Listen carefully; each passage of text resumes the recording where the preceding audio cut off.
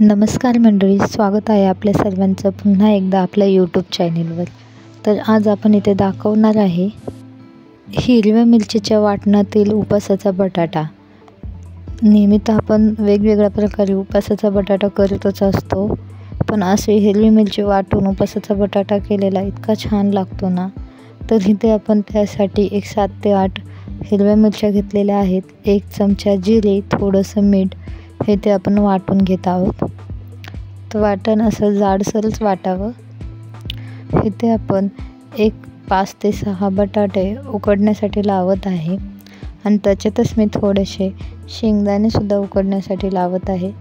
ते एका वाटीमध्ये थोडंसं पाणी टाकून मी ते शेंगदाणे उकडून घेण्यासाठी ठेवलेले आहेत आणि इथे आपण 3 ते 4 कुकरच्या शिट्ट्या करून घेणार आहोत।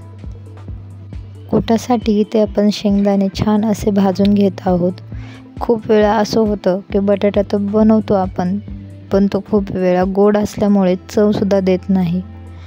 अशा वेळेस तुम्ही मिरची ही वाटून टाकली की ती प्रत्येक बटाट्याला खूप छान असे लागते आणि खूप बटाटा खाताना सुद्धा खूप छान असा लागतो। तर इथे आपण आता बटाटा परतून घेणार आहोत। त्याच्यासाठी 2 पळ्या तेल, 1 चमचा जिरे टाकलेले आहे आणि ह्याच्यामध्ये आपण वाटलेली हिरवी मिरची टाकलेली आहे।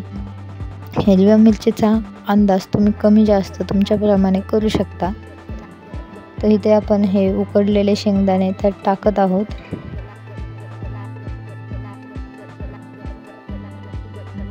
लगेचच इथे मी बटाटाही टाकलेला आहे आणि थोडंसं मीठ टाकत आहे। मीठ आपण आधीही टाकलेलं आहे वाटणात, त्यामुळे थोडंसं मीठ टाकताना जरा जपूनच।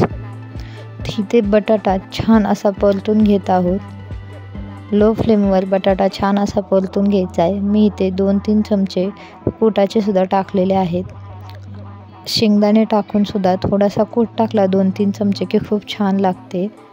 वाटून उपासाचा बटाटा, मिरची वाटून हा नेहमीच खूप छान लागतो।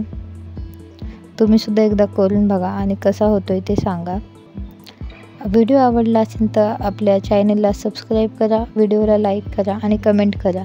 त्याचसोबत तुम्हाला कशा प्रकारचे व्हिडिओ बघायला आवडतील, अजून कोणकोणत्या रेसिपी पाहायला आवडतील ते सुद्धा सांगा। धन्यवाद।